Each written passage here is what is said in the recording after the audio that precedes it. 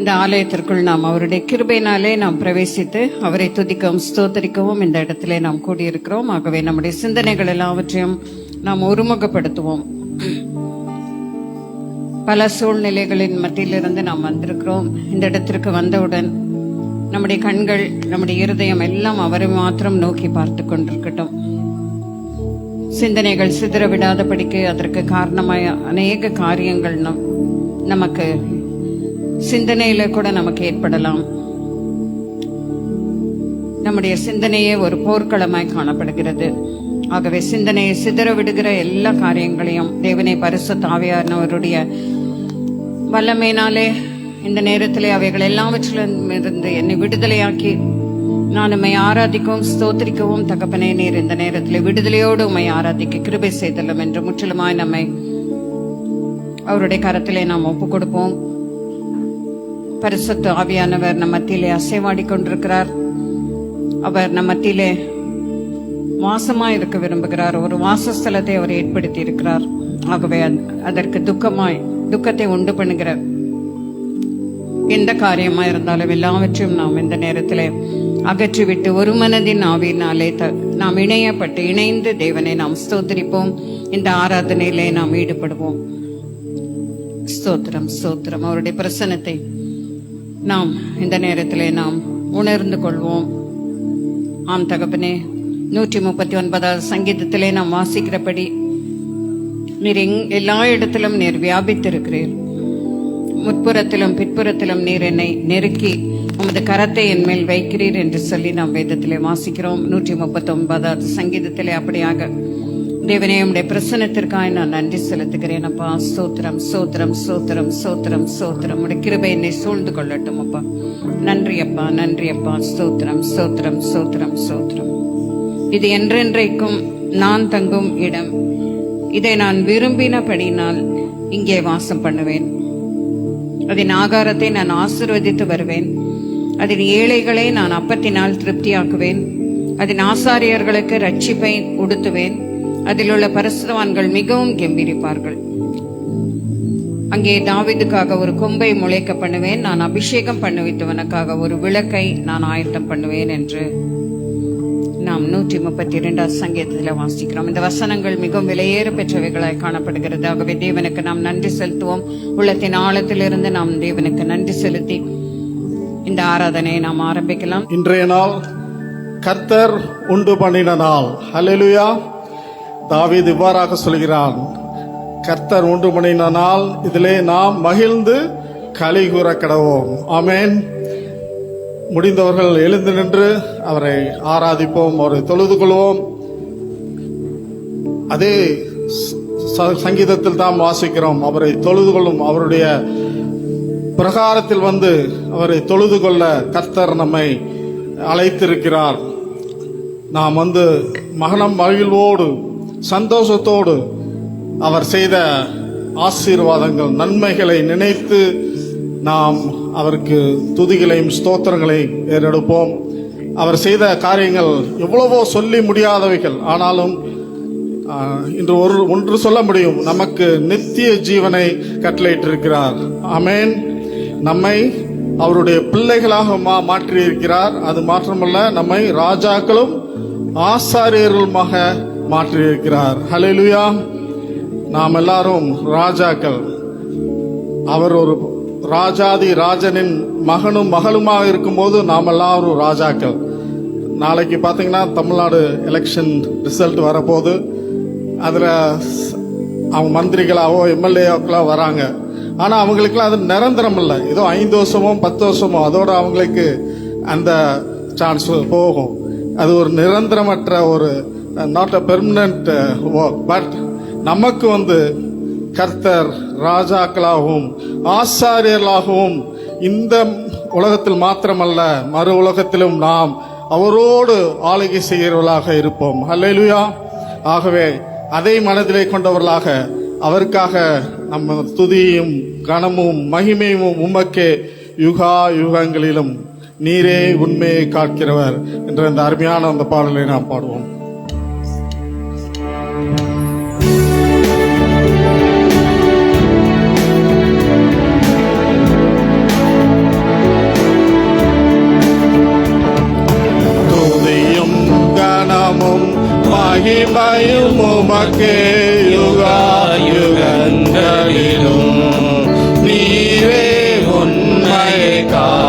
காக்கிறவர், நீரே உண்மையை காக்கிறவர்.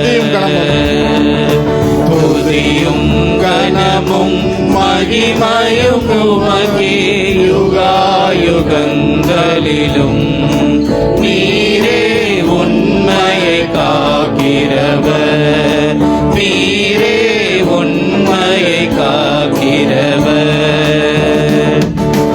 எங்கள் தேவனாய் அளித்தீர் எமக்கே மங்களமாயின் நன்னாளை, எங்கள் தேவனாய் அளித்தீர் எமக்கே மங்களமாயின் நன்னாளை. துங்கனை உம்மை ஏற்றி துதிப்போம் சந்தோஷத்துடனே, துங்கனை உம்மை ஏற்றி துதிப்போம் சந்தோஷத்துடனே. கொண்டாடிடுவோம் மறக்க முடியா நன்மைகள் செய்ததினால், கொண்டாடிடுவோம் மறக்க முடியா நன்மைகள் செய்ததினால். துதியும் கனமும் மகிமையும் உமக்கே யுகாயுகங்களிலும், நீரே உண்மையை காக்கிறவர், நீரே உண்மையை காக்கிறவர்.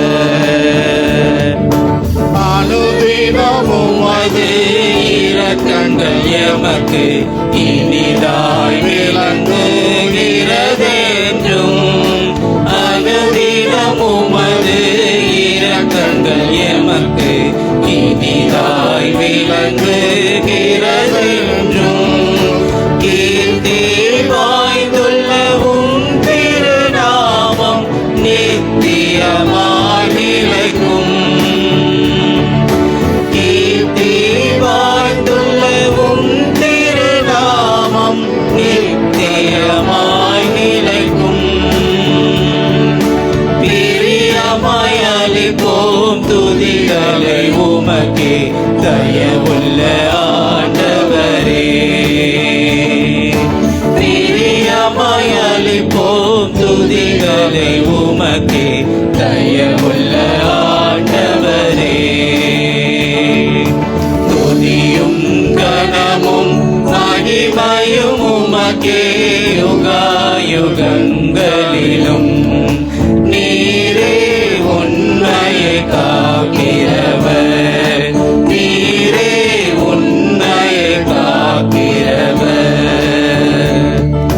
நீரே எங்களுக்கெல்லாம் பரத்தில் வேறே இரட்சகர் எமக்கில்லை, நீரே எங்களுக்கெல்லாம் பரத்தில் வேறே இரட்சகர் எமக்கில்லை.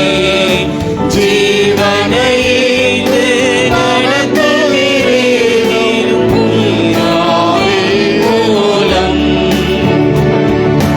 ஜீவனை ஈந்து நடத்துகிறீர் ஆவியின் மூலம். சேவிப்போம் சமநிலையாய் பூமியில் ஆவியுடன் உம்மை,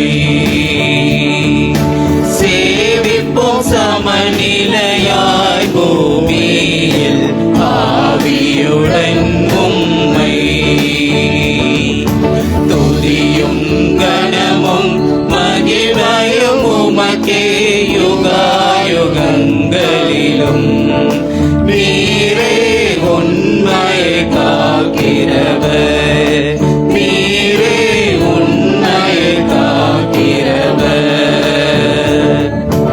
உபத்திரவங்கள் துன்பங்கள் சுமந்தே நிந்தைகள் சகித்தீர் எங்களுக்காய், உபத்திரவங்கள் துன்பங்கள் சுமந்தே நிந்தைகள் சகித்தீர் எங்களுக்காய். மரணத்தின் கூரை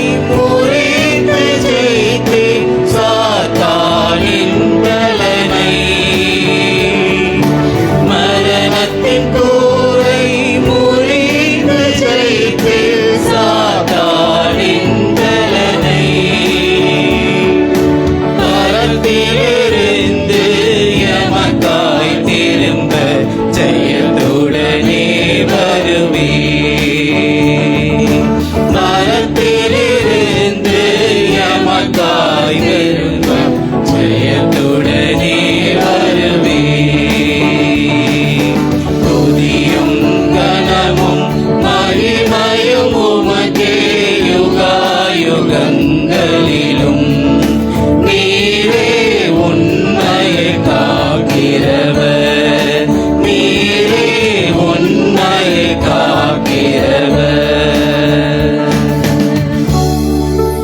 அவரே உண்மையை காக்கிறவராக இருக்கிறார். பொய் சொல்ல அவர் மனிதன் அல்ல. எல்லாவற்றையும் நமக்காக செய்து முடித்த தேவனாக இருக்கிறார். அல்லேலூயா. கர்த்தர் எனக்காக யாவையும் செய்து முடிப்பார் என்று விசுவாசிக்கிறவங்க அல்லேலூயா சொல்லாமா? அல்லேலூயா. அவர் நமக்காக எல்லாவற்றையும் செய்து முடித்தார். நம் தாயில் வயிற்றில் இருக்கும் போதே நம்மை தேர்ந்தெடுத்து நம்மை அவருடைய பிள்ளைகளாக மாற்றி மட்டும் நம்மை சுமந்து கடந்து நம்மை வழி நடத்தி வந்திருக்கிறார். ஆனால் நாம் தான் சில காரியங்களை மறந்து விடுகிறோம். அதை தான் இன்னைக்கு நாம் உறுதிப்படுத்தணும்.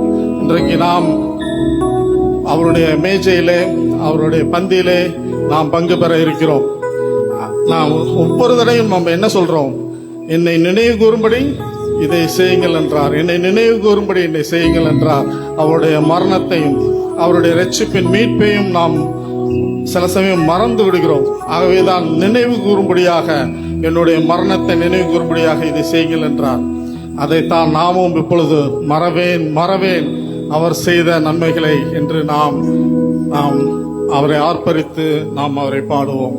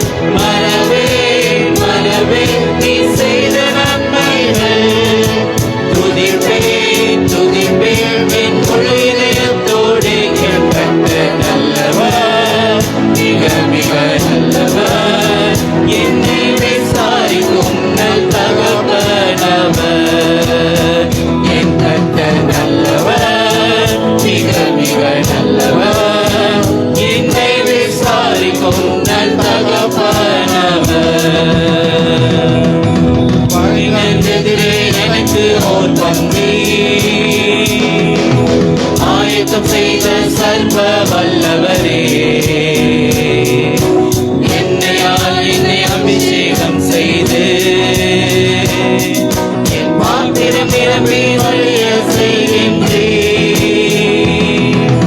பகைஞர் எதிரே எனக்கு ஓர் பந்தி ஆயத்தம் செய்த சர்வ வல்லவரே, என்னை அபிஷேகம் செய்து என் பாத்திரம் நிரம்பி வழிய செய்கின்றீர். மறவேன் மறவேன் நீ செய்த நன்மைகள், துதிப்பேன் துதிப்பேன் என் உள்ளத்தோடு. மறவேன் மறவேன் நீ செய்த நன்மைகள், துதிப்பேன் துதிப்பேன் என் உள்ளத்தோடு. என் கர்த்தர் நல்லவர், மிக மிக நல்லவர், என்னை விசாரிக்கும் நல் தகப்பனவர். என் கர்த்தர் நல்லவர், மிக மிக நல்லவர், என்னை விசாரிக்கும் நல் தகப்பனவர். மறவேன் மறவேன் நீ செய்த நன்மைகள், துதிப்பேன் துதிப்பேன் என் உள்ளத்தோடு. மறவேன் மறவேன் நீ செய்த நன்மைகள், துதிப்பேன் துதிப்பேன் என் உள்ளத்தோடு. என் கர்த்தர் நல்லவர், மிக மிக நல்லவர், என்னை விசாரிக்கும் நல் தகப்பனவர். என் கர்த்தர் நல்லவர், மிக மிக நல்லவர், என்னை விசாரிக்கும் நல் தகப்பனவர். ஹல்லேலூயா. அவர் செய்த நன்மைகள் அநேக நன்மைகள். ஆகவே அவருக்கு அல்லேலூயா அல்லேலூயா என்று சொல்லி நாம் அவரை பாடுவோம், அவரை கீர்த்தனை பண்ணுவோம். பரலோகத்தில் தேவதூதர்கள், ஆயிரக்கணக்கான தேவதூதர்களும் நம்மை விட்டு போன பரிசுத்தவான்களும் அல்லேலூயா அல்லேலூயா பரிசுத்தர் பரிசுத்தர் பரிசுத்தர் என்று அவரை ஓயாமல் 24/10 எப்பொழுதும் அவர் பாடிக்கொண்டிருக்கிறார்கள். அவர்களோடு சேர்ந்து நாமும் இந்த காலையிலே அல்லேலூயா தேவனுக்கு, அல்லேலூயா ராஜனுக்கு, தேவாதி தேவன் ராஜாதி ராஜன் என்றென்றும் நடத்துவார். இந்த பாடலை பாடுவோம்.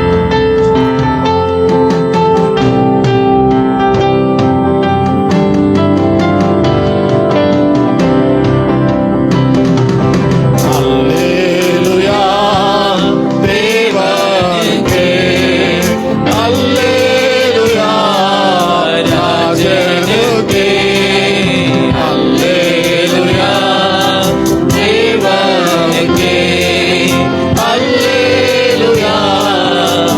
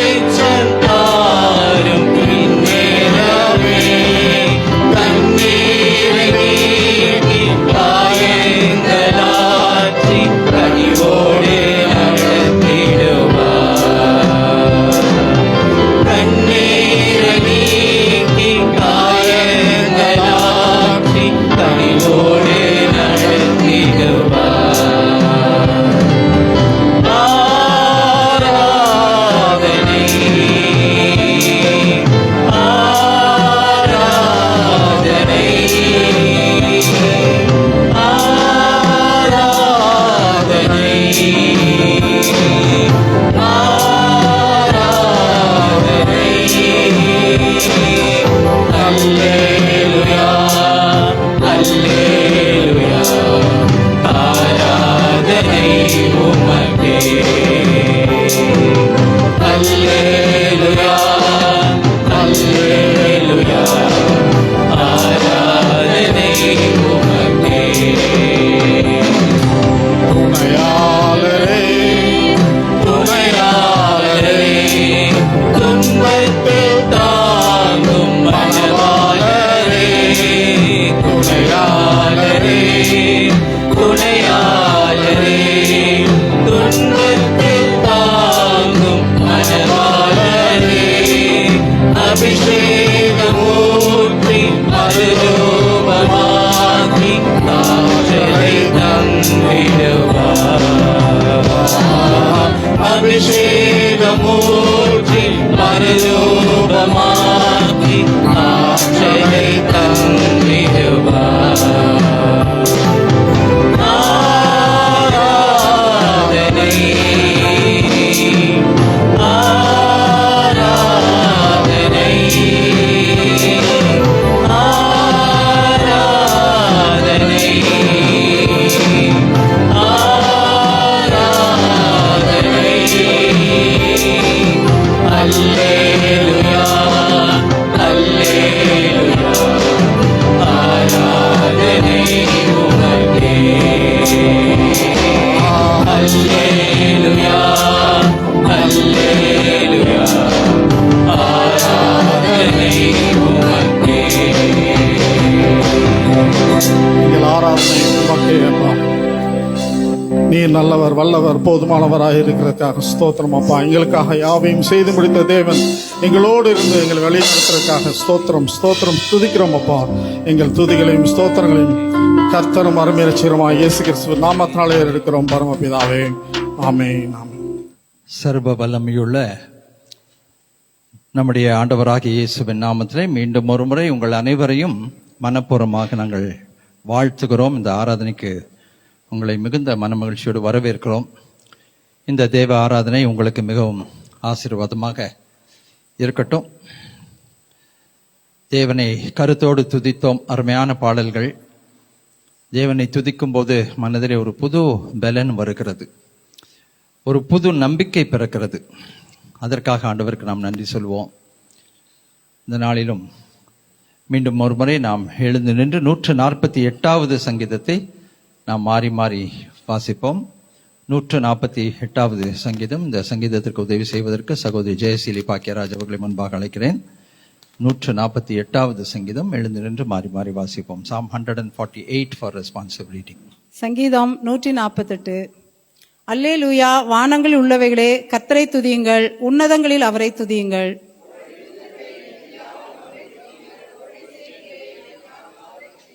சூரிய சந்திரரே அவரை துதியுங்கள், பிரகாசமுள்ள சகல நட்சத்திரங்களே அவரை துதியுங்கள்.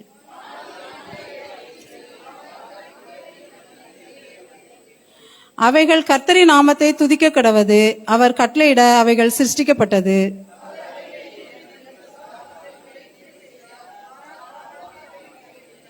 பூமியில் உள்ளவைகளே கர்த்தரை துதியுங்கள், மகா மச்சங்களே சகல ஆழங்களே.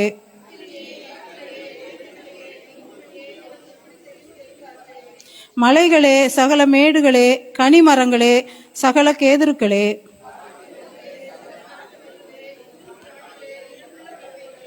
பூமியின் ராஜாக்களே சகல ஜனங்களே, பிரபுக்களே, பூமியில் உள்ள சகல நியாயாதிபதிகளே.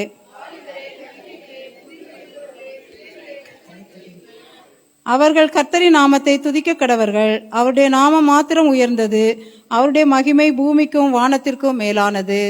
அவர் தம்முடைய பரிசுத்தவான்கள் யாவருக்கும் தம்மை சேர்ந்த ஜனமாகிய இஸ்ரவேல் புத்திரருக்கும் கொண்டாட்டமாக தம்முடைய ஜனத்திற்கு ஒரு கொம்பை உயர்த்தினார். அல்லேலூயா, ஆமென். இந்த நாளிலும் நம்மை குறித்தும் நம்முடைய வாழ்க்கையை குறித்தும் நம்முடைய தேவனை குறித்தும் நம்முடைய சாட்சி எப்படிப்பட்டதாய் இருக்கிறது? What kind of a testimony are we professing? நம்முடைய தேவனை குறித்து நாம் எவ்வளவு அதிகமாய் அறிந்திருக்கிறோம்? அவரை எவ்வளவு நம்முடைய வாழ்க்கையிலே உயர்வாக வைத்திருக்கிறோம்? கர்த்தருக்கு பயப்படுகிற பயம் எவ்வளவு நம்முடைய வாழ்க்கையிலே அதிகமாய் காணப்படுகிறது. நம்முடைய வாழ்வின் சூழ்நிலைகளிலே அவரை நாம் ஒரு பொருட்டாக எண்ணுகிறோமா? நம்முடைய வாழ்வின் தீர்மானங்களிலே அவரிடத்தில் நாம் ஆலோசனை கேட்கிறோமா, ஆலோசிக்கிறோமா?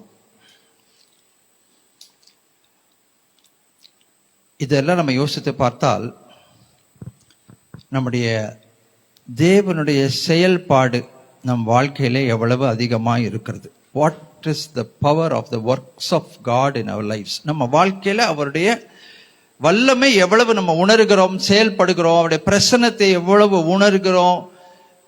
ரொம்ப ரொம்ப முக்கியமான விஷயம் இது. ஏனென்றால் நம்ம வாசித்த சங்கீதத்தில் பார்த்தீங்கன்னா, அவர் மகா பெரிய தேவன் என்பதை யாரோ எழுதி வைத்ததை நம்ம அழகா வாசிக்கிறோம். நம்ம அதற்கு மறு உத்தரவு சொல்லுகிறோம்.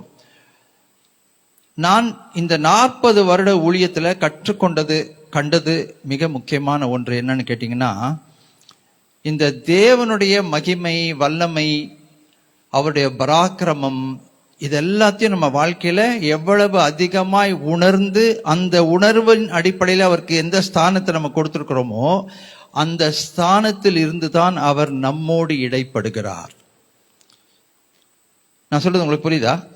இந்த சர்வ வல்லமையுள்ள அண்டசராத்திரத்தின் அதிபதியாகி இந்த கடவுளை எவ்வளவு நம்ம புரிந்து வைத்திருக்கிறோம்.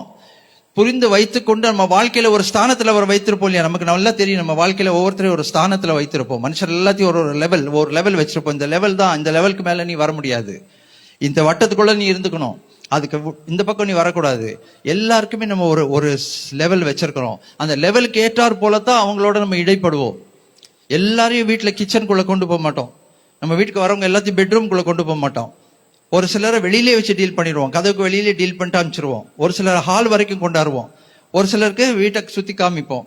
ஒரு சிலர் தாராளமா நம்ம வீட்டுல நம்ம கெஸ்ட் ரூம்ல அவங்க பாட்டுக்கு படுத்துக்கலாம். அந்த உரிமை அவர்களுக்கு இருக்கிறது.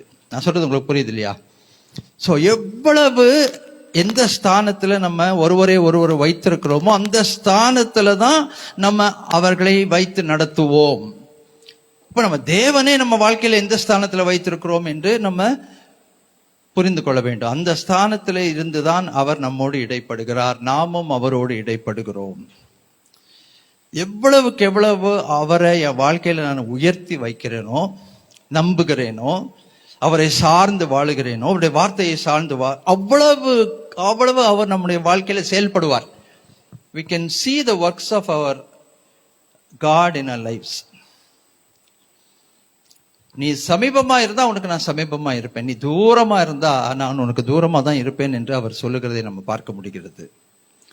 அப்படி என்றால் நம்முடைய வாழ்க்கையில அவருடைய பிரசனம் எவ்வளவு தூரத்துல இருக்கிறது, எவ்வளவு அவரை நம்புகிறோம், எவ்வளவுக்கு அவ்வளவு விசுவாசம் வைக்கிறோமோ நம்புகிறோமோ அவ்வளவுக்கு அவ்வளவு அவரை சார்ந்து வாழ்வோம்.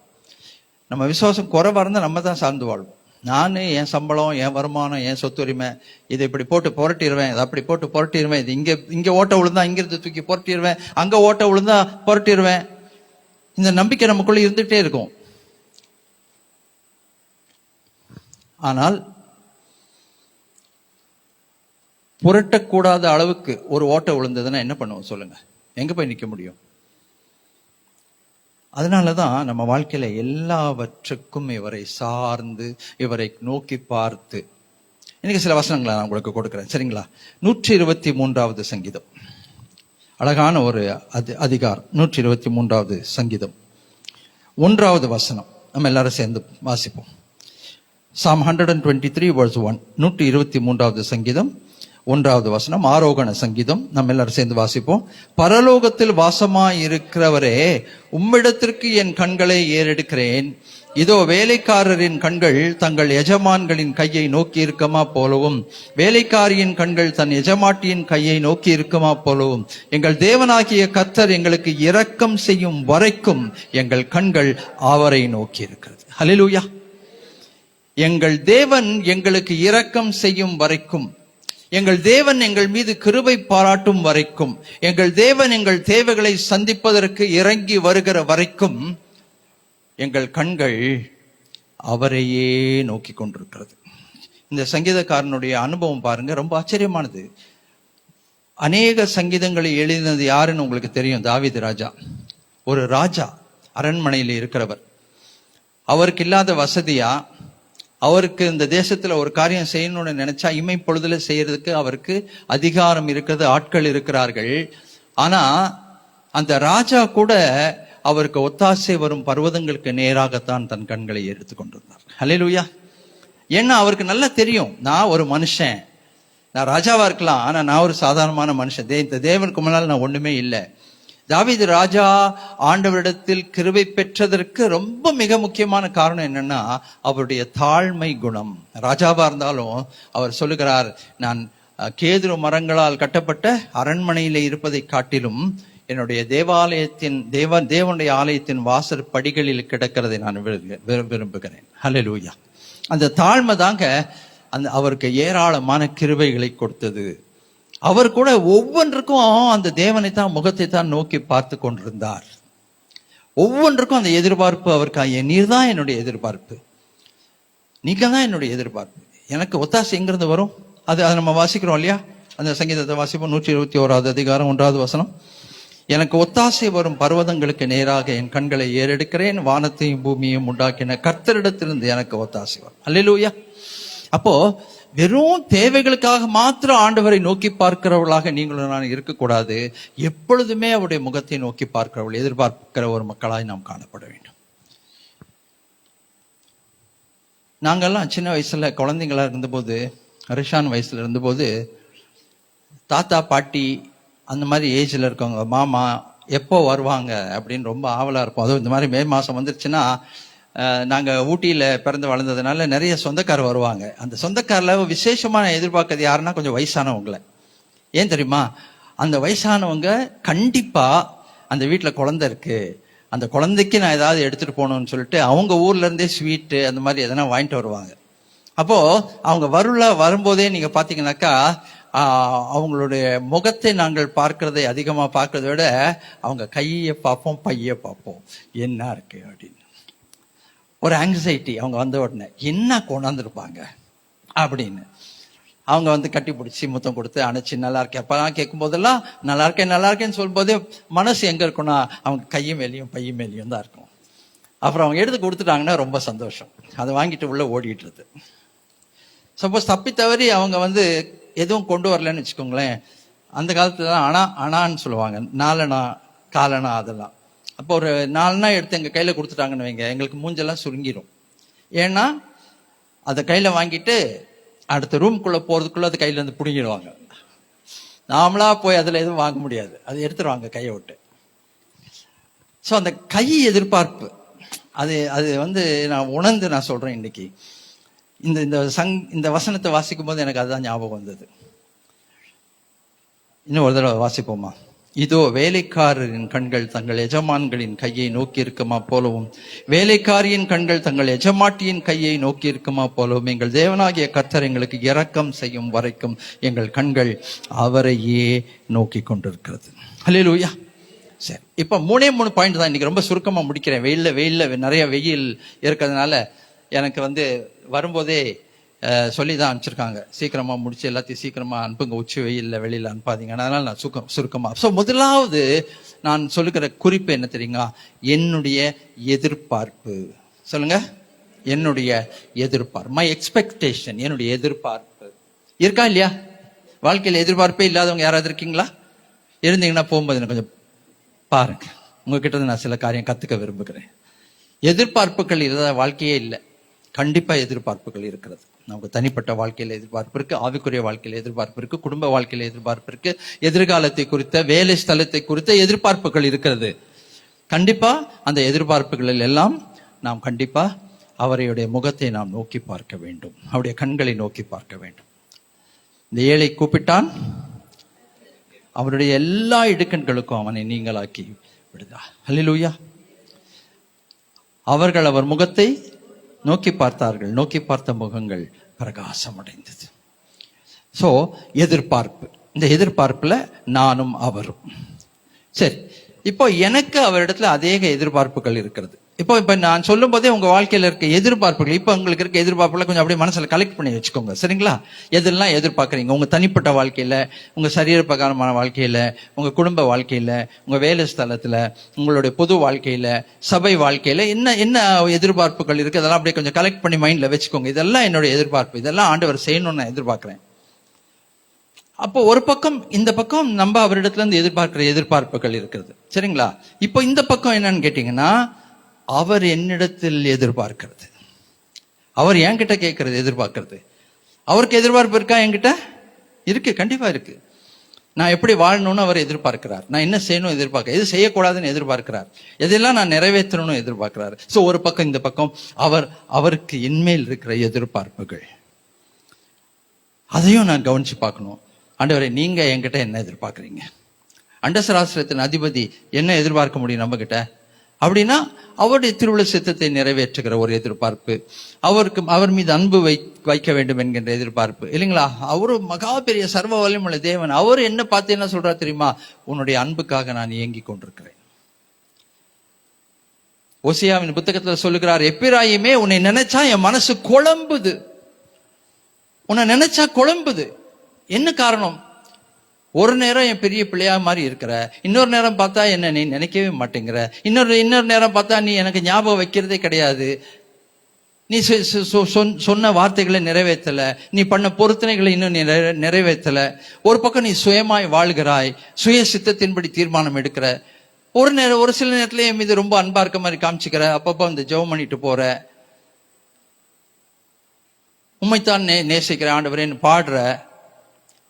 எப்பிராயிமே, உன்னை நினைச்சா எனக்கு மனசு குழம்புது. யாரு சொல்றது? அண்டசராசிரத்தின் அதிபதி நம்மை உருவாக்கி படைத்து நாமம் தரித்தவர் நம்மை பார்த்து சொல்றாரு, உன் வாழ்க்கையை பார்த்தா எனக்கு மனசு குழம்புதுப்பா. எபேசு சபையை பார்த்து சொன்னாரு, நீ அனலும் அல்ல குளிரும் அல்ல. நீ அனலா இருந்தா நல்லா இருந்திருக்கும், குளிரா இருந்தா நல்லா இருந்திருக்கும். ஒரு நேரம் பார்த்தா அனல் மாதிரி இருக்க, ஒரு நேரம் பார்த்தா குளிர் மாதிரி இருக்க. இப்படி இருக்க இந்த உறவுல நான் உன்னை வைத்துக் கொண்டிருக்க முடியாது. ரொம்ப நாள் உன்னை நான் வாந்தி பண்ணி போடுவேன், உறவை முறிச்சுப்பேன்னு சொல்றாரு. அருமையான தேவஜனமே, அவருக்கு நம்மீது இருக்கிற எதிர்பார்ப்புகள் எவ்வளவு நிறைவேற்றி கொண்டிருக்கிறோம், அதை நம்ம யோசித்து பார்க்கணும் கண்டிப்பா. ஏன் தெரியுமா? அந்த எதிர்பார்ப்புகளை நாம் நிறைவேற்றும் போது அவர் நம்மை கண்டிப்பா ஆசீர்வதிக்காம, நம்ம தேவைகளை சந்திக்காம போக மாட்டார். எதிர்பார்ப்பு ஒரு பக்கம் மட்டும் இருக்கக்கூடாதுங்க. எப்பவுமே எந்த உறவுலையும் சரி, எதிர்பார்ப்பு ஒரு பக்கம் மட்டும் இருக்கக்கூடாது. அவங்க என்ன நேசிக்கணும், அவங்க என் மீது அன்பு பாராட்டணும், அவங்க எனக்கு எல்லாம் செய்யணும். இல்ல, எந்த உறவிலே ரெண்டு பக்கமும் அந்த எதிர்பார்ப்புகளுடைய நிறைவேறுதல் இருக்கிறதோ அந்த உறவு கடைசி வரைக்கும் நிலைக்கும். அந்த உறவுல ஒரு பெரிய சந்தோஷம் இருக்கும், ஒரு பெரிய சமாதானம் இருக்கும், ஒரு ஆத்ம திருப்தி இருக்கும். அருமையான தேவஜனமே, நான் காலேஜ் படிக்கும்போது, நான் உங்களுக்கு ஏற்கனவே சொல்லியிருக்கேன், காலேஜ் படிக்கும்போது கையில பைசா இருக்காது, கொடுக்க மாட்டாங்க. நான் சொன்னேன் இல்லைங்க, வர நாளை கூட பிடுங்கிப்பாங்க. ஆனாலும் கூட எப்படியாவது ஒரு 10 பைசா 5 பைசா சம்பாதிச்சு காலேஜுக்கு எடுத்துட்டு போவோம். அப்போ எங்க கூட இருக்க ஒரு பையன் எப்பவும் சொல்லுவான், ஊட்டி ரொம்ப குளிரா இருக்கும். அப்போ மத்தியானம் அந்த 11 மணிக்கு ஒரு டீ குடிச்சா நல்லா இருக்கும், கேன்டீன்ல டீ இருக்கும், 5 பைசா டீ. அந்த பையன் ரொம்ப இன்ட்ரெஸ்டிங்கா சொல்லுவான், டேய், நாளையில இருந்த நீங்க எல்லாம் காசு கொண்டு வாங்கடா, நம்ம எல்லாம் டீ குடிக்கலாம். நிறைய பேருக்கு அது புரியாது, புரிஞ்சவங்க சிரிக்கிறீங்க. நீங்கெல்லாம் காசு கொண்டு வாங்க, நம்பெல்லாம் டீ குடிக்கலாம். சில நேரத்துல நம்ம ஆண்டவரோடு கூட அப்படிதான் இருக்கோம். நீங்க எனக்கு செய்ய வேண்டியதெல்லாம் செய்யுங்க, அதெல்லாம் செய்யாம இருந்துடாதீங்க. ஆனா நான் உங்களுக்கு செய்யறதை செஞ்சா செய்வேன், சேட்டி போவேன். என்கிட்ட எதிர்பார்ப்பு வச்சுக்காதீங்க. அந்த உறவு எப்படி இருக்கும் சொல்லு பாருங்க. அந்த உறவு அப்படி இல்லை. ஆண்டவரே, உங்க இருதயத்தை பிரியப்படுத்தக்கூடிய எல்லாவற்றையும் நான் செய்ய வர்றேன், நான் நிறைவேற்ற ஒப்பு கொடுக்கிறேன் அப்படின்னு சொல்லும்போது அந்த உறவு பாருங்க ஸ்ட்ராங்கா இருக்கும். அந்த உறவுல இங்கிருந்து இங்க டிரான்ஸ்பர் ஆகுறதும் இங்கிருந்து இங்க டிரான்ஸ்பர் ஆகுறதும் கரெக்டா நடந்துட்டு இருக்கும். அந்த உறவுல ஆத்ம திருப்தி இருக்கும், நம்பிக்கை இருக்கும், எதிர்காலத்தை குறித்த நம்பிக்கை இருக்கும். அவர் நம்மளை கைவிட மாட்டார், அவர் நம்ம தாங்குவார், ஏற்ற காலத்தில் இறங்கி வருவார், நமக்கு ஒத்தாசை செய்வார், உதவி செய்வார். அநேக தலைகளுக்கு மேலாக என் தலையை உயர்த்துவார், என்னையால் அபிஷேகம் பண்ணுவார், என் பாத்திரம் நிரம்பி வழியும். சோ ஒரு பக்கம் நான் உங்ககிட்ட என்ன சொன்னேன்? எதிர்பார்ப்பு. ஓகேங்களா? ரைட். இப்போ 2வது பாயிண்ட், 125வது சங்கீதம் 1வது வசனம் 2வது வசனம். 125வது சங்கீதம் 1வது வசனம் 2வது வசனம். கர்த்தரை நம்புகிறவர்கள் என்றென்றைக்கும் அசையாமல் நிலைத்திருக்கும் சியோன் பர்வதத்தை போல் இருப்பார்கள். பர்வதங்கள் எருசலேமை சுற்றி இருக்குமா போல் கர்த்தர் இது முதல் என்றென்றைக்கும் தம்முடைய ஜனத்தை சுற்றிலும் இருக்கிறார். ஹல்லேலூயா. 2வது என்ன தெரியுங்களா? நம்பிக்கை. நாம் நம்பும் நம்பிக்கை. அந்த நம்பிக்கை ரொம்ப ரொம்ப முக்கியம். ஏன்னா அந்த நம்பிக்கை என்பது ஒரு பெரிய பெரிய ஒரு ஆதாரம். It's a very strong force. நம்பிக்கை அப்படின்றது, அவங்க மேல நான் நம்பிக்கை வச்சிருக்கேன், அவங்க என்னை விட்டுற மாட்டாங்க, கைவிட மாட்டாங்க, அவங்க என்னை விட்டு போயிட மாட்டாங்க. அந்த நம்பிக்கை வந்து ரொம்ப ரொம்ப ஸ்ட்ராங் ஃபோர்ஸ். அது ஆக்சுவலா அந்த நம்பிக்கை என்பது தான் நம்ம அநேகரை வாழ வைக்கிறது இல்லையா? மனுஷரை நம்பிக்கிற நம்பிக்கை உங்களுக்கு தெரியும் இல்லைங்களா? நீங்க யாரை நம்பி இருக்கீங்க, ஏன் நம்பி இருக்கீங்க? அப்ப அந்த நம்பிக்கை இங்க கர்த்தருடைய வார்த்தை என்ன சொல்லுதுன்னா, கர்த்தரை நம்புகிறவர்கள் என்றென்றைக்கும் அசையாமல் நிலைத்திருக்கிற சியோன் பர்வதத்தை போல இருப்பார்கள். அவரை நம்புகிறவன் ஒரு நாளும் அசைக்கப்படுவதில்லை. ஆமென். 2வது நம்பிக்கை. அந்த ரப்சாக்கே இருக்கான் பாத்தீங்களா? அந்த ரப்சாக்கே எசேக்கியா ராஜா கிட்ட வந்தபோது அவன் ஒரு கேள்வி கேட்கிறான். என்ன தெரியுமா சொல்றான்? நீ நம்புற நம்பிக்கை என்ன நம்பிக்கை? நீ என்ன பெரிய நம்பிக்கைங்கிறியே, அது என்ன பெரிய நம்பிக்கை? யுத்தத்துக்கு மந்திரம் ஓதுறது இருக்குதே, அது எப்படி அந்த யுத்தத்துக்கு நீ மந்திரம் ஓதுறங்கிறிய, அந்த மந்திரம் வேலை செய்யுமான்னு கேட்கறான். யாரை பார்த்து கேட்கறான்? ராஜா, எசேக்கியா ராஜாவை பார்த்து கேட்கறான். அந்த மந்திரம்ன்றது என்னன்னா, அவன் பிரேயரை பத்தி பேசுறான். பிரேயர்னு சொல்ல தெரியல அவனுக்கு. அவனோட பாஷையில சொல்றான், மந்திரம் ஓதுறிய நீ, அந்த மோதிரம் உன்னை அந்த மந்திரம் உன்னை காப்பாத்துமா? நீ நம்புற நம்பிக்கை என்னன்னு கேட்கறான். அருமையான தேவஜனமே, இன்னைக்கு காலையிலே உங்களை பார்த்து நான் கேட்கிறேன், நீங்கள் நம்பி இருக்கிற நம்பிக்கை என்ன? மனுஷன் மேல நம்பிக்கை வைத்து மனுஷனுடைய வழிகளை நம்பி மனுஷனையே நோக்கி பார்த்து கொண்டிருக்கிறவன் ஒரு நாள் கண்டிப்பா வெட்கப்பட்டு போவான். ஆனா நம்முடைய ஆண்டவராகிய இயேசுவை நம்புகிற நம்பிக்கை, நம்முடைய தேவனை நம்புகிற நம்பிக்கை ஒரு நாளும் நம்மை வெட்கப்படுத்தாது. மனுஷன் இன்னைக்கு இருப்பான், நாளைக்கு போயிடுவாங்க. ஏன் உங்க வாழ்க்கையில யோசித்து பாருங்க, எத்தனை மனுஷங்க இருந்தாங்க? இந்த மனுஷங்க இன்னைக்கு இருக்காங்களா? இல்லையே. என்னன்னா டயலாக் பேசியிருப்பாங்க, உன்னோட கூட கடைசி வரைக்கும் இருப்பேன், உன்னை காப்பாத்துவேன், உன் கூட இருப்பேன், உனக்கு எல்லாம் செய்வேன். இன்னைக்கு அவங்க எங்க போனாங்க? அந்த டயலாக் எங்க போச்சுங்க? அந்த எண்ணங்கள் எங்க போச்சு? அந்த வாக்குறுதிகள் எல்லாம் எங்க போச்சு? நாளைக்கு எலெக்ஷன் ரிசல்ட் வருது. ஒருத்தன் 1000 ரூபாய் கொடுக்குறேங்கிறான், ஒருத்தன் அதுக்கு மீறி 2000 ரூபாய் கொடுக்குறேங்கிறான், அதுக்கு மீறி ஒருத்தன் 2500 ரூபாய் கொடுக்குறேன்றான், ஒருத்தன் 5000 ரூபாய் கொடுக்குறேன்றான். இதெல்லாம் நடக்குமா? இந்த வாக்குறுதிகள் எல்லாம் நிக்குமா? ஒரு மனுஷனை ஏமாத்துறதுக்கும் ஓட்டு வாங்குறதுக்கும் என்னென்ன காரியம் சொல்றாங்க யோசிச்சு பாருங்க. உங்க எல்லாருடைய வீடுகளிலும் மோட்டார் பைக் இருக்க வேண்டும். யார் வாங்கி கொடுப்பான்னு சொல்லவேன், இருக்க வேண்டும். உங்க வீட்டுல எல்லாருடைய வீட்டிலும் கார் இருக்க வேண்டும். நான் வாங்கி கொடுக்குறேன்னு சொல்ல, நல்லா கவனிங்க. நாளைக்கு ஜெயிச்சுட்டு வரும்போது ஏன்பா கார் வாங்கி தரேன், நான் எங்க கார் வாங்கி தரேன்னு சொன்னேன்? கார் இருக்க வேண்டும் ஒரு நல்ல எண்ணத்தோட சொன்னேன்.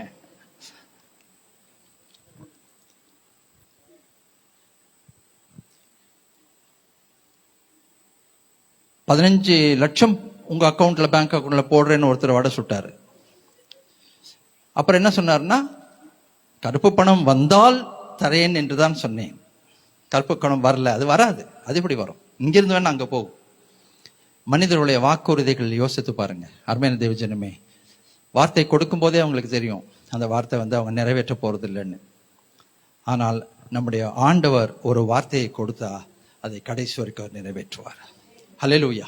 சொல்லுகிறதை செய்கிறவர், வசனத்தை நிறைவேற்றுகிறவர், பொய்யுரையாத தேவன். அதனால தான் அவர் மேல நம்ம வைக்கிற நம்பிக்கை ஒரு நாளும் அசையாத சியோன் பர்வதத்தை போல இருக்கும். சோ ஒன்று எதிர்பார்ப்பு, 2வது நம்ம என்ன சொன்னோம்? நம்பிக்கை. 3வது சாட்சி. என்ன சாட்சி நமக்குள்ள இருக்கணும் தெரியுங்களா? 126வது சங்கீதம் 1வது வசனம், 2வது வசனம், 3வது வசனம். 126வது சங்கீதம் 1, 2, 3. Psalm 126, 1-3 சேர்ந்து சத்தமா வைராக்கியமா வாசிப்போம். சியோனின் சிறையிருப்பை கர்த்தர் திருப்பும் போது சொப்பனம் காண்கிறவர்கள் போல் இருந்தோம். அப்பொழுது நம்முடைய வாய் நகைப்பினாலும் நம்முடைய நாவு ஆனந்த சத்தத்தினாலும் நிறைந்திருந்தது. அப்பொழுது கர்த்தர் இவர்களுக்கு பெரிய காரியங்களை செய்தார் என்று புறஜாதிக்குள்ளே சொல்லிக் கொண்டார்கள். கர்த்தர் நமக்கு பெரிய காரியங்களை செய்தார், இது நிமித்தம் நாங்கள் மகிழ்ந்திருக்கிறோம். ஹல்லேலூயா. மூணாவது என்ன தெரியுமா? நம்முடைய தேவனுடைய செயல்பாடு, நம்முடைய வாழ்க்கையில நம்முடைய தேவனுடைய செயல்பாடு, அவருடைய செயல்பாடு நம்முடைய வாழ்க்கையில இருந்தா போறவன வரவனெல்லாம் முதுக தட்டி சாட்சி சொல்லலாம், பாத்தியா என் தேவன் எனக்கு என்ன செய்திருக்கிறார் என்று சொல்லி. நம்முடைய தேவைகளை சந்திக்கும்படி ஆண்டவர் அற்புதங்களை செய்யும் போது முதுக தட்டி சாட்சி சொல்லலாம், பார்ப்பா நான் ஆராதிக்கிற ஜீவனுள்ள தேவன் எனக்கு இந்த காரியத்தை செய்திருக்கிறார். நம்முடைய சிறையிருப்பிலே இருந்து நாம் வெளியில வரணுங்க. நம்ம வாழ்க்கையில என்ன மாதிரி சிறையிருப்பு இருக்கிறதுன்னு கொஞ்சம் யோசித்து பாருங்க. இதெல்லாம் என்னை விட்டு வெளியில வர முடியலையே, இதை விட்டு நான் வெளியில வரணும்னு ஆசைப்படுறேன், வர முடியல, அப்படியே கட்டி போட்ட மாதிரி இருக்குது, எப்படி வெளியில வரணும்னு எனக்கு தெரியல. நான் ஒரு சிறையிலே இருக்கிறேன், சிறையிருப்பிலே இருக்கிறேன்.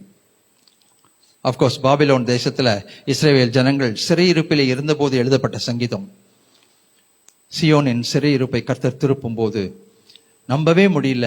உண்மையா உண்மையா நான் வெளியில வந்துட்டேனா, எனக்கு விடுதலை வந்துருச்சா, அப்படி கிள்ளி பார்த்துக்குவாங்க. நான் ஒரு நாள் அப்படித்தான் கிள்ளி பார்த்தேன். எனக்கு ஒரு நல்ல காரியம் நடக்கிற மாதிரி வந்துச்சு, நான் கிள்ளி பார்த்தேன், இது கனவா நனவா அப்படின்னு கிள்ளி பார்த்தா வலிச்சிச்சு. அப்புறம் கொஞ்ச நேரத்துல முழிச்சிட்டேன், அந்த கனவுல கூட வலிக்குது. சியோனின் சிறையிருப்பை கர்த்தர் திருப்பும் போது சொப்பனம் காண்கிறவர்கள் போல் இருந்தோம். நம்ப முடியல, உண்மையா எனக்கு தானா இந்த விடுதலை, நான் எதிர்பார்த்திருந்த காரியம் எனக்கு நடந்துருச்சா? அருமையான தேவஜனமே, அநேகர் இங்கே நாம் அநேக எதிர்பார்ப்புகளோடு கூட அமர்ந்து கொண்டிருக்கிறோம். இதை நடந்தா நல்லா இருக்கும், இதை எனக்கு கர்த்தர் இந்த காரியத்தை செய்தா நல்லா இருக்கும். ஆண்டவரால ஒருவரால மட்டும்தான் இந்த காரியத்தை செய்ய முடியும், வேற யாராலையும் செய்ய முடியாது. அந்த நம்பிக்கையோடு அமர்ந்து இருக்கிறோம் பாருங்க. அதுல ஒரு சாட்சி வரணும். என்ன சாட்சி தெரியுமா? என் தேவன் எனக்காக பெரிய காரியங்களை செய்திருக்கிறார். அல்லேலூயா. இவர்கள் ஆராதிக்கிற ஜீவனுள்ள தேவன் இவர்களுக்கு பெரிய காரியங்களை செய்தார் என்று ஆண்டவருடைய பிள்ளைகள் அல்லாத மற்றவர்கள் சொன்னார்களாம். எனக்கு இந்த புறஜாதின்ற வார்த்தை பிடிக்காது. அந்த வார்த்தை எனக்கு கொஞ்சம் கூட பிடிக்காது. புறஜாதின்னு சொல்லக்கூடாது, ஜாதியை பத்தி நம்ம பேசக்கூடாது, ஜாதி என்ற வார்த்தை வரவே கூடாது. அது என்னது புறஜாதி? ஆண்டவருடைய பிள்ளைகள் அல்லாதவர்கள், கிறிஸ்தவர் அல்லாதவர்கள், அவ்வளவுதான். அவர்களும் மனுஷர் தான், அவளுக்கும் ஒரு இருதயம் இருக்கு, அவர்களுக்கும் நம்பிக்கைகள் இருக்கிறது, அவர்களுக்கும் அதே ரத்தம் தான் ஓடுது. ஜாதியில ஒரு வித்தியாசம் பார்க்கக்கூடாது. ஸோ நம்ம என்ன சொல்லணும்னா, நாங்கள் கிறிஸ்தவர்கள், அவர்கள் கிறிஸ்தவர்கள் அல்லாதவர், அவ்வளவுதான். அதுக்கு மேல பேசக்கூடாது. நம்மை விட கிறிஸ்தவர் அல்லாதவர்கள் நிறைய பேர் நல்லவங்க இருக்காங்க, நன்மை செய்கிறவர்கள் இருக்கிறாங்க, நல்ல இருதயம் உள்ளவர்கள் இருக்கிறாங்க, பரிசுத்தமா வாழ்றவங்க இருக்காங்க, அவர்கள் அவர்களுடைய கடவுளுக்கு பயந்து வாழ்றவங்க இருக்காங்க, நம்மளை விட அதிகமா பயந்தவர்கள் இருக்காங்க, சமுதாயத்துக்கு போய் தொண்டு செய்கிறவர்கள் இருக்கிறாங்க. அன்னைக்கு பாத்தீங்கன்னா ஒரு மழை பெய்து கொண்டிருக்கிற வேளையில ஒருத்தர் தெரியாம போய் டிரான்ஸ்ஃபார்மரை தொட்டுறாரு. அப்படியே கை ஷாக் அடிச்சு உடம்பு பதறுது, உதறுது. உடனே ஒருத்தர் ஓடி போய் அந்த தண்ணியில இறங்கி போறாரு. அந்த ரோட்ல தண்ணி நிக்குது, அது அவர் உதறுது உடம்புனதும் அந்த தண்ணியில இறங்கி போறாரு. இறங்கி போய் அவருடைய வேஷ்டியை கழட்டி மடிச்சு அவருடைய கழுத்துல போட்டு அவரை இந்த பக்கம் இழுத்து அவருக்கு அப்புறம் ஓடி வந்து மற்றவங்க பாருங்க, தன்னுடைய உயிருக்கு கூட அவர் யோசிக்கவே இல்லை, ஐயோ அங்க போனா எனக்கு ஷாக் அடிச்சிருமேன்னு. நிறைய கிறிஸ்டியன்ஸ் கூட ஷாக் அடிச்சிருமே அப்படின்னு ஜெபம் பண்ணிட்டு இருப்பாங்க. ஆனா அவர் போயிட்டாரு, உயிரை பணைய வச்சு போனாரு. அதே மாதிரி ஒரு குழந்தை விழுந்துருது பாலத்துல இருந்து தண்ணிக்குள்ள. அடுத்த நிமிஷம் பைக்ல இருந்து இறங்கி ஓடி போய் விழுகிறாரு. யாருடைய குழந்தை, என்ன குழந்தை, எதெல்லாம் இல்லை, குழந்தை விழுந்துருச்சு, காப்பாற்றணும். அருமையான தேவஜனமே, மற்றவர்களும் சாட்சி சொல்ல வேண்டும் நம்மை குறித்து. இவர்கள் ஆராதிக்கிற ஜீவனுள்ள தேவன் இவர்களுக்கு பெரிய காரியங்களை செய்து கொண்டிருக்கிறார். அப்ப தட்டி தட்டி சுவிசேஷம் சொல்ல வேண்டிய அவசியம் இல்லை. ஏசு ரட்சிக்கிறார், ஏசு ரட்சிக்கிறார்னு அவங்க சொல்ல வேணும். அதை பார்த்தாலே போதும், அடுத்த நிமிஷம் அவங்க புரிஞ்சுப்பாங்க, ஓஹோ இவர் சர்வ வல்லமையுள்ள தேவன், பெரிய காரியங்களை செய்கிறவர். இந்த தேவன் கிட்ட நம்மளும் போகணுன்ற ஒரு வாஞ்சை தாகம் வந்துடும். 2 விஷயம் சொல்றாரு பாருங்க. நான் இதை உங்களுக்கு இன்னைக்கு சாட்சியாய் சொல்லி அனுப்புகிறேன். அப்பொழுது நம்முடைய வாய் நகைப்பினாலும் நம்முடைய நாவு ஆனந்த சத்தத்தினாலும் நிறைந்திருக்கிறது. இன்றைக்கு நம்முடைய கண்களிலே கண்ணீர் இருக்கிறது. நம்முடைய தேவைகளை சந்திக்கும் போது, பற்றி பேசும்போது, ஜெபிக்கும் போது, இன்னைக்கு நம்முடைய கண்களிலே கண்ணீர் இருக்கிறது. இருதயத்தில் ஒரு துக்கம் இருக்கிறது. இருதயமே வெடிச்சு போற மாதிரி இருக்கு சில நேரத்தில். இன்னும் நடக்கலையே, எப்போ நடக்க போதோ தெரியலையே, எப்போ செய்ய போறாரோ தெரியலையே, காலம் தாமதமாக்கி கொண்டே இருக்கிறதே.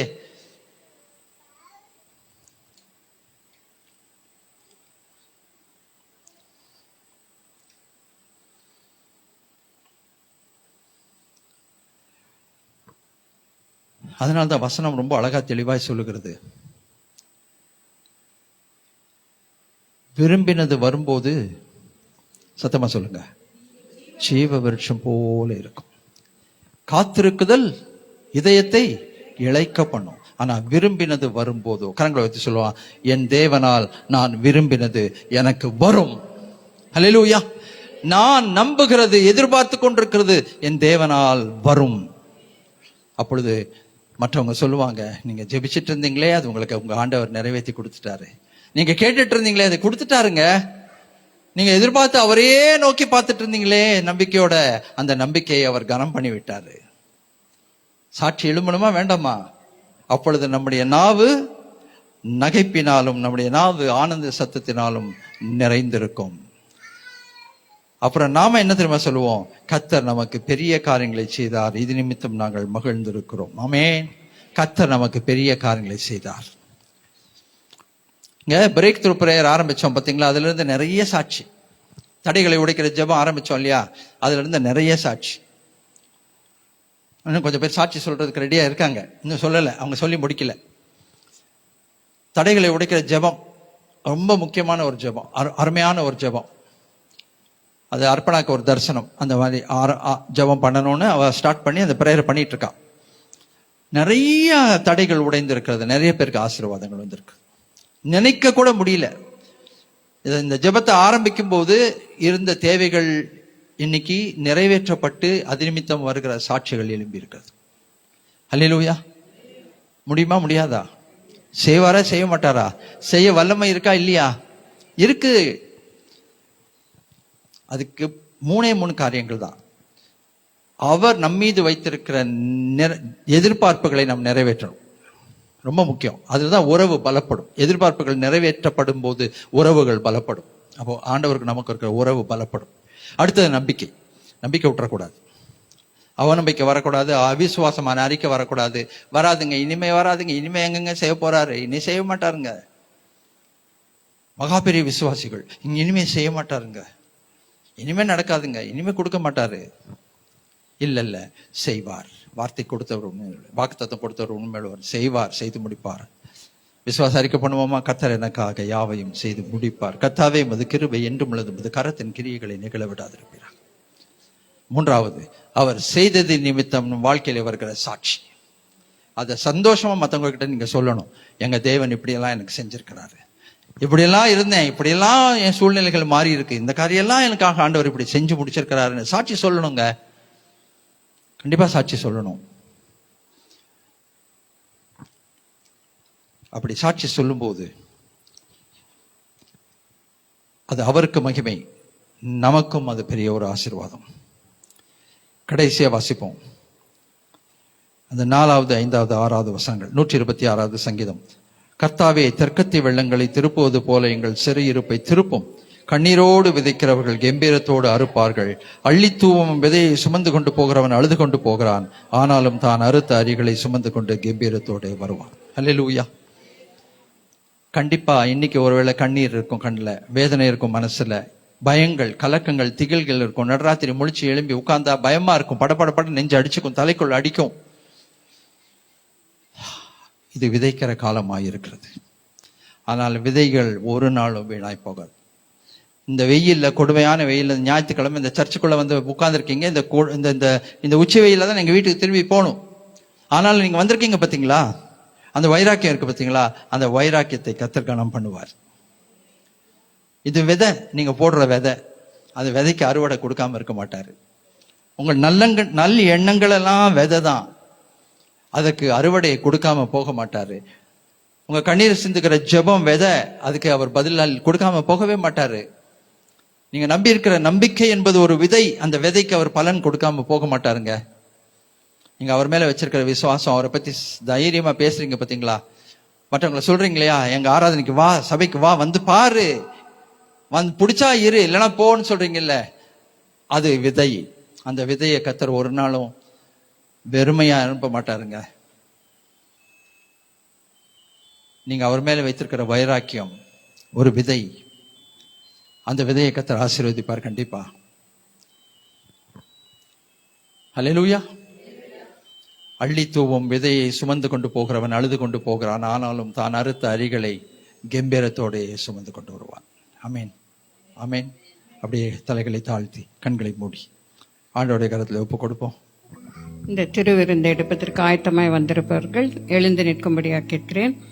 நம்முடைய இருதயங்களை இந்த நேரத்திலே நாம் ஆராய்ந்து பார்ப்போம். ஏற்கனவே நாம் ஆயத்தத்தோடு கூட நாம் வந்திருப்போம். நாம் இந்த திருவிருந்திலே பங்கெடுக்கும் பொழுது மிகவும் பயபக்தியோடு கூட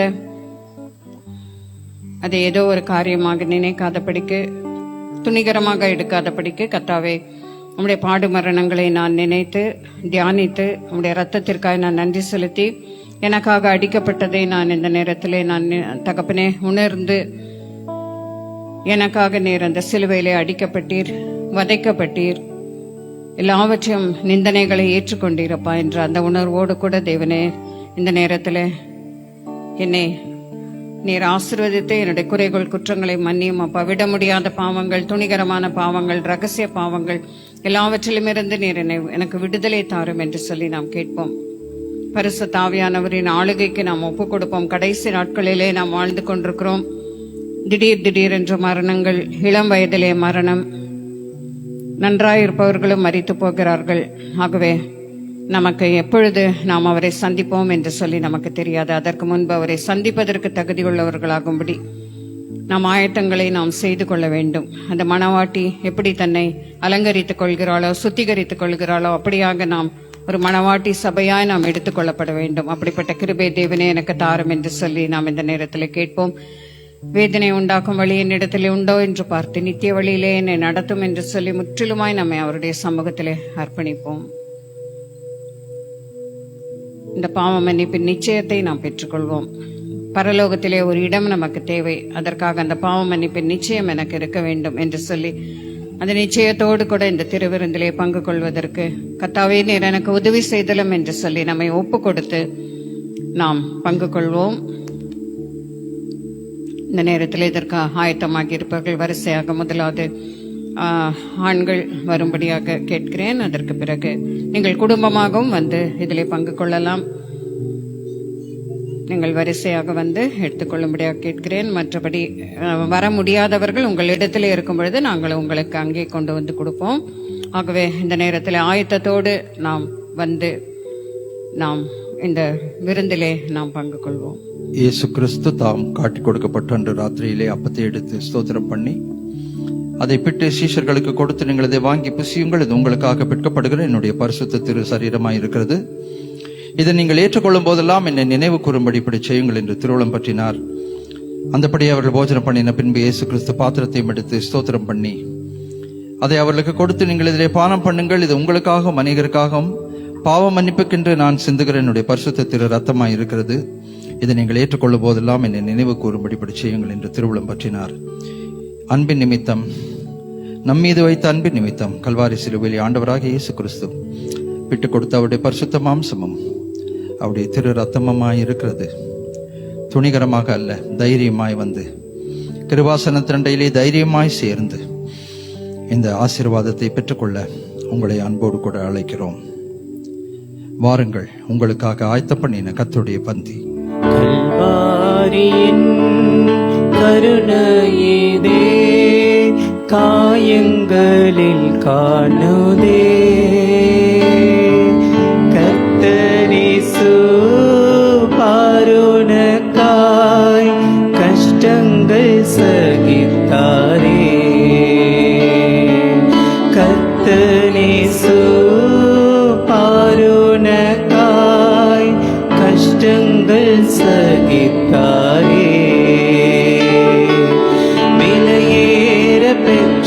திரு ரத்தமே அவர் வேளாவினின்று பாயுதே. விலையேற பெற்றோனாய் உன்னை மாற்ற விலையாக ஈந்தனரே. விலையேற பெற்றோனாய் உன்னை மாற்ற விலையாக ஈந்தனரே. ஒரு மனப்பட்டு புசிப்போம்.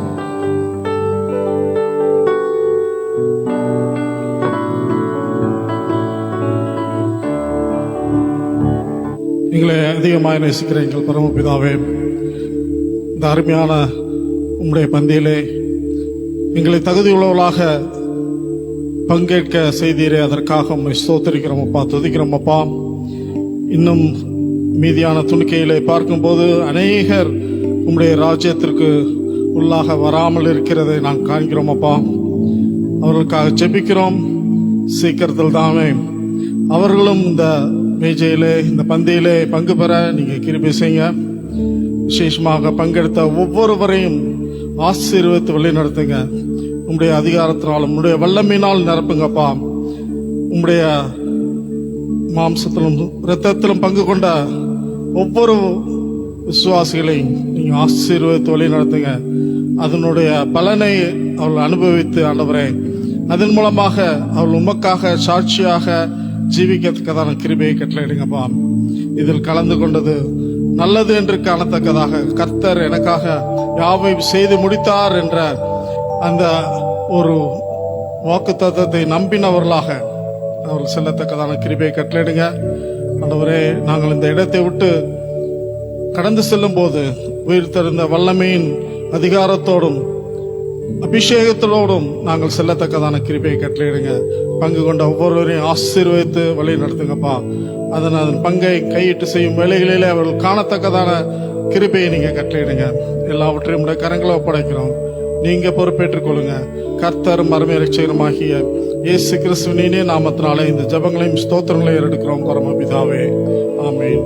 இணைந்து சொல்வோம். என் ஆத்துமாவே கர்த்தரை ஸ்தோத்திரி, என் முழு உளமையை பரிசுத்த நாமத்தை ஸ்தோத்திரி. என் ஆத்துமாவே கர்த்தரை ஸ்தோத்திரி, அவர் செய்த சகல உபகாரங்களையும் மறவாதே. ஆமீன். எழுந்து நின்று தேவ ஆசீர்வாதத்தை பெற்றுக்கொள்வோம். நம்முடைய ஆண்டவராகிய இயேசு கிறிஸ்துவின் கிருபை, பிதாவின் அன்பு, பரிசுத்த ஆவியானவருடைய இணைப்பிரியாத அந்யோன்ய ஐக்கியம் நம் அனைவரோடும், நம்முடைய குடும்பத்தின் பிள்ளைகள் ஒவ்வொருவரோடும், மிஷனரி குடும்பத்தோடும், தூரத்தில் இருக்கிற நம்முடைய பெற்றோர், கூட பிறந்தவர்கள், நம்முடைய சகோதர சகோதரிகள் ஒவ்வொருவரோடும், உலகமெங்கிலும் இருக்கிற பரிசுத்தவான்களோடும் மீண்டும் மீண்டும் நிலைத்திருப்பதாக. ஆமென். அல்லேலூயா, அல்லேலூயா.